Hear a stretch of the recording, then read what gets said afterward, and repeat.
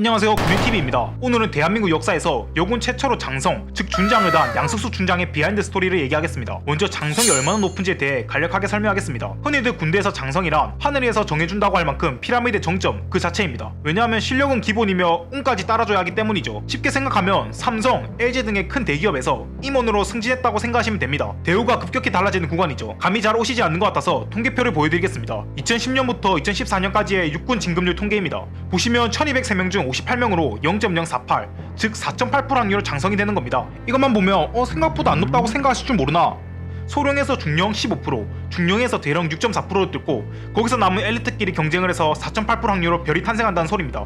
즉 소령에서 별 달 수 있는 확률은 0.04%입니다. 군의 평생을 바쳐도 확률이 0.04%라면 하늘이 정해준다는 말은 괜히 나온 게 아닌 것 같습니다. 이런 확률을 듣고 가장 남성적이고 보수적인 집단에서 여군 최초로 별이 된 양석수 중장, 그는 과연 어떻게 장성이 되었을까요? 양석수 중장은 최초답게 실력뿐만 아니라 운까지 따라줬습니다. 1950년 3월 21일에 태어나 전남대학교 간호학과를 재학 중 미국 TV 드라마인 메시를 보고 간호장교의 매력을 느껴 간호장교에 들어가게 되었다고 합니다. 여기서 말하는 미국 TV 드라마 메시는 한국 전쟁을 배경으로 하고 있는 미국 야전병원 드라마이며 미국에서만 최고 시청률이 1억 600만을 찍은 초초 대박친 미국 드라마입니다. 참고로 이 드라마에서 한국을 무슨 베트남처럼 표현을 하여 많은 미국인들이 한국을 눈이 내리지 않는 아열대, 열대 국가로 착각을 하고 1990년대 초반까지만 해도 개도국으로 인식하고 있는 경우가 있었다고 합니다. 그만큼 전 국민이 봤던 드라마입니다. 아무튼 이 메시라는 드라마를 통해 간호장교로 들어가게 되었고 1974년 간호 후보 29기로 임관을 했으며 그렇게 간호장교로 근무를 하게 됩니다. 1980년 6월에 중령으로 진급하였으며 1992년에 대령 진급 앞두고 탈락을 했습니다. 간호대령은 워낙 티오가 없는 자리라 2년에 한 번 나올까 말까한 자리였지요. 사실상 2년 뒤에 대령 진급을 볼 수 있었습니다. 하지만 운이 좋게도 당시 간호병과 대령이 집안 사정으로 갑자기 전역을 하게 되면서 티오가 생겨 대령으로 진급할 수 있게 됩니다. 그래서 1993년 대령으로 진급 심사를 통과했고 1994년 9월 1일 정식으로 대령 계급장을 달게 됩니다. 이렇게 늦게 대령으로 진급한 것은 후에 엄청나게 크게 빛을 발휘합니다. 대령 때 국군 간호사관학교장을 맡았으며 간호사관학교장을 재임 중일 때 갑자기 터진 IF를 여파로 IF 경제위기 극복과 군개혁이라는 명목하에 간호사관학교가 폐교될 위기에 처합니다. 1990년대 신입생 모집을 중단시켰고 국군 간호사관학교 설치법 법률 제4839에 의거하여 3년 연속 신입생을 받지 못하면 자동 폐교가 되는 상황이었습니다. 그래서 신입생을 받지 않는 상황에서 남아있는 재학생들이 다 졸업하며 말 그대로 폐교가 되는 상황이었습니다. 그러나 간호장교 예비역들이 비상대책위원회를 조직하여 5개월간 반대를 하였고 그때 국군 사관학교장이었던 양석수 대령이 눈물겨운 노력으로 결사 반대를 하였고 폐교 3개월 앞두고 대한민국 건국 후 처음으로 국가가 집행한 행정행위를 뒤집는 상황이 발생합니다. 그리고 이 사건이 끝나고 2001년 하반기에 준장 진급이 확정되었고 2002년 1월에 정식으로 준장 계급장을 달았습니다. 준장을 달고도 대령 때 하던 국군 간호사관학교장을 계속 맡았습니다. 하지만 비하인드 스토리가 있으니 바로 하늘이 내려준 운입니다. 왜냐하면 앞서 1992년 대령 진급에 떨어졌었는데 만약 이때 붙었다면 장군 진급 후보가 있기 전 2002년 8월에 전역을 해야 했습니다. 하지만 뒤늦게 대령 진급에 붙어 준장 진급 전 여자 대령 중 최고 참이었죠. 실제로 양석수 중장은 인터뷰에서 1992년 내가 대령으로 진급을 했다면 장군 진급 후보에는 들지도 못했을 거라고 세상사 세옹지마가 따로 없는 셈이라고 인터뷰를 한 적이 있습니다. 그리고 또 한 번 운이 따라주었습니다. 원래 국방부에서는 여군 최초 장군인 만큼 전투병가 쪽에서 나오길 바랬습니다. 국내 여론도 마찬가지였죠. 실제로 보면 준장 유력 후보는 전투병가 쪽인 엄옥순 대령이었습니다. 간호병가 대령들은 애시당초 주목조차 못 받고 있었습니다. 그러나 유력 후보였던 엄옥순 대령의 갑작스러운 위암으로 인해 진급하기가 어려워졌고 결국 양석수 대령이 중장으로 진급하게 됩니다. 엄옥순 대령은 위암으로 별세했다고 합니다.